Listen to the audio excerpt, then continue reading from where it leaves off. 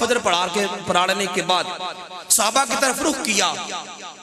रुख कर लेने के बाद सरकार ने पूछा, ऐ सहाबा, आज तुम में से ऐसा शख्स कौन है जो आज रोजा रख के आया है? सहाबा सारे खामोश। बैठने वाले कोई आम नहीं थे। कोई अबू बकर सिद्दीक है तो कोई उमर फारूक है, कोई उस्मान गनी है तो कोई शेर खुदा है, कोई अबू हुरैरा है तो कोई तलहा और जुबैर है। पूछा, सहाबा आज तुम में से रोजा कौन रख के आया? उमर फारूक ने हिम्मत की, आगे बढ़ के कहा, या रसूल अल्लाह, ये रमजान का महीना तो है नहीं। अगर होता तो सबका जवाब लब्बैक में होना था, सबने रोजादार होना था। हुजूर चूंकि ये रमजान के दिन नहीं है, आम हालात हैं, तो आम हालात में नफली रोजा होता है। लगता है कि हुजूर आज हम में से कोई भी रोजा रख के नहीं आया। तभी तो सारे खामोश है। सरकार ने फरमाया, उमर जरा चुप हो जा, मुझे जरा पूछने दे, मुझे दोबारा जरा मालूम करने दे, इनमें एक शख्स ऐसा है जो आज रोजा रख के आया है। उमर जब खामोश हुए, सरकार ने फिर पूछा, है कोई ऐसा बंदा जो आज रोजा रख के आया है? सिद्दीक अकबर ने हाथ बुलंद किया, या रसूल अल्लाह, मैं काफी दिनों से सोच रहा था कि रमजान करीब आने वाला है, रमजान से पहले रोजे रखने की आदत बना लूं। हुजूर, आदत बनाने की खातिर मैं रोजा रखने के बारे में सोच रहा था, तो आज ही से मैंने रोजा रखना शुरू कर दिया है। रात अपने घर वाली से कह के सोया था कि सुबह सहरी के वक्त मुझे उठाना, मैंने आज नफली रोजा रखना है। तो हुजूर, आज मैंने नफली रोजा रखा है। सरकार ने फिर दूसरा सवाल किया, पूछा, है कोई ऐसा बंदा जो आज किसी फकीर को खाना खिला के आया है? नमाज पढ़ के मस्जिद में बैठे हैं, नमाज फजर है, नमाज फजर की गुफ्तगू नहीं हो रही, जोर के बारे में तालीम नहीं दी जा रही कि जोर भी पढ़ना, असर के बारे में नहीं कहा जा रहा कि असर वो नमाज है जो मुसलमानों को उनके वालिदैन से भी बढ़कर अजीज है, और ये वो नमाज है जो सलाते वुस्ता है। फरमाया, तुम्हारी सारी फौत हो जाएं लेकिन सलाते वुस्ता कभी फौत ना होने पाए। नमाज का दर्स नहीं है, रोजों की फराइज की पाबंदी का दर्स नहीं है, ज़कात और हज के पैगाम नहीं दिए जा रहे। पूछा, आज कौन बंदा ऐसा है जो तुम में से फकीर को खाना खिला के आया?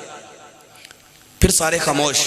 उमर ने फिर हाथ बुलंद किया, अर्ज किया कि या रसूल अल्लाह, अभी सुबह सुबह का वक्त है, अभी नमाज फजर पढ़ने के लिए हम मस्जिद में आए थे, अभी जाएंगे, चूल्हा जलेगा, नाश्ता बनेगा, खाना बनेगा, खुद भी खाएंगे, कोई फकीर आ जाएगा उसे भी दे देंगे। हुजूर सुबह सुबह तहज्जुद के वक्त, सहरी के वक्त, और वो भी आम दिनों में, रमजान से हट के, ना तो अमूमन फकीर आते हैं ना ही उनको खाना खिलाया जाता है, तो हुजूर अभी जाके खाना भी खिला लेंगे। फरमाया, उमर जरा ठहर जा, एक शख्स इनमें ऐसा है जो आज फकीर को खाना खिला के आया है। इतनी बात हुई, फिर पूछा, कौन शख्स ऐसा है जो आज खाना खिला के आया? सिद्दीक अकबर ने फिर हाथ बुलंद किया, या रसूल अल्लाह, मैं आज मस्जिद में आने से पहले, नमाज फजर की तरफ आने से पहले फकीर को खाना खिला के आया। साहबा फिर हैरान कि सिद्दीक इस बारे में भी नंबर ले गया। नफली रोजे का सरकार ने पूछा तो सिद्दीक का नंबर 1 था और हाथ बुलंद था सिद्दीक का। आज अगर फकीर को खाना खिलाने की बात हुई तो सिद्दीक फिर बोल पड़े, अर्ज किया, या रसूल अल्लाह, जब मैं सुबह नाश्ता कर रहा था, सहरी कर रहा था, तो मेरे साथ मेरा छोटा बेटा अब्दुल्ला भी उठ गया। उसने भी कहा, अम्मा जान, मुझे भूख लगी है, खाना बना के दें। तो मेरी घर वाली ने 2 रोटियां बना के मेरे बेटे अब्दुल्ला को भी दे दी। चूंकि जमात का टाइम करीब था तो मैंने कहा, बेटा चलो हाथ में पकड़ लो, रास्ते में जाते जाते खा लेना। अभी 1 रोटी मेरे बेटे अब्दुल्ला ने खा ली थी, दूसरी हाथ ही में थी कि जब हम दरवाजे से बाहर निकले, देखा सामने फकीर खड़ा है।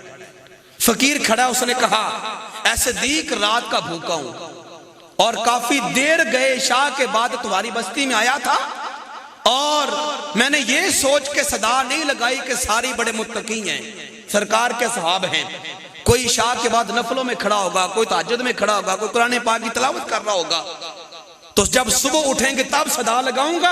अगर इस वक्त सदा लगाई तो उनकी इबादत में खलल आ जाएगा। अपनी भूख प्यास बर्दाश्त कर ली, लेकिन अबू बकर तुम्हारे मोहल्ले में किसी को परेशान करना और दरवाजे पे दस्तक देना मैंने बर्दाश्त नहीं किया।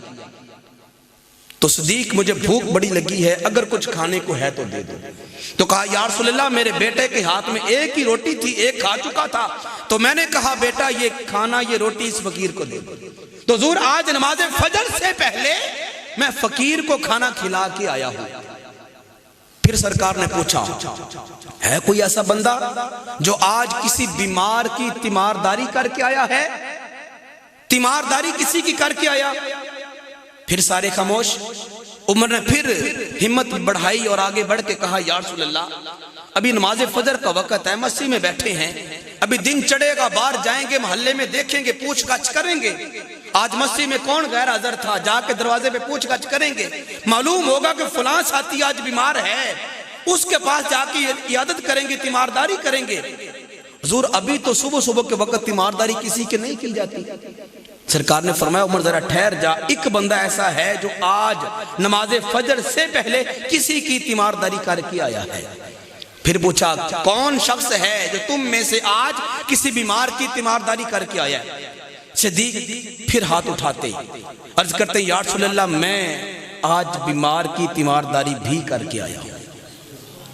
میرے ایک دوست ہیں حضرت عبد الرحمن ابن عوف، میرے ساتھ تجارت کرتے ہیں، مکہ سے میرے ساتھ ہی آئے مدینہ ہجرت کر کے، کافی دنوں سے بیمار تھے، جب بھی ان کے گھر جاتا تیمارداری کے لیے آگے سے پتا چلتا وہ کسی کام سے باہر گئے ہیں، تو مجھے یہ بھی پتا تھا کہ عبد الرحمن وہ میرا دوست ہے جو کبھی تہجد نہیں چھوڑتا، تہجد ہر روز بیمار ہو تندرست ہو، گرمی ہو سردی ہو جیسے حالات ہو، میرا دوست عبد الرحمن تہجد کی نماز گھر میں لازمی ادا کرتا ہے۔ حضور 2-3 دفعہ گیا تھا، گھر میں ملاقات نہیں ہوئی تھی، آج میں نے تہیہ کر لیا تھا کہ تہجد کے وقت جا کے گھر جا کے بیمار کی تیمارداری کر کے آؤں گا۔ تو حضور صبح صبح ناشتہ سے پہلے سحری سے پہلے میں عبد الرحمن ابن عوف کی تیمارداری بھی کر کے آیا۔ اب تیمارداری کرنا کسی کی فرض ہے، کھانا کھلانا کسی کو فرض ہے، عام دنوں میں روزہ رکھنا فرض ہے نہیں ہے، تینوں کام ہی نفلی کام ہے، اور تینوں میں سے ایک تو حقوق اللہ سے تعلق رکھتا ہے روزے رکھنا، اور باقی کے جو 2 کام ہیں وہ حقوق العباد سے تعلق رکھنے والے۔ کسی کو کھانا کھلانا، بھوکے کو کھانا کھلانا، اس کا تعلق بھی حقوق العباد کے ساتھ ہے، اور کسی کی تیمارداری کرنا اس کا تعلق بھی حقوق العباد کے ساتھ ہے۔ حضرت ذوالفقار جب یہ تینوں باتوں کے جواب صدیق اکبر دے چکے تو سرکار نے فرمایا جس نے جنتی دیکھنا ہے صدیق کو دیکھ لو، جس نے جنتی دیکھنا ہے وہ صدیق کو دیکھ لو۔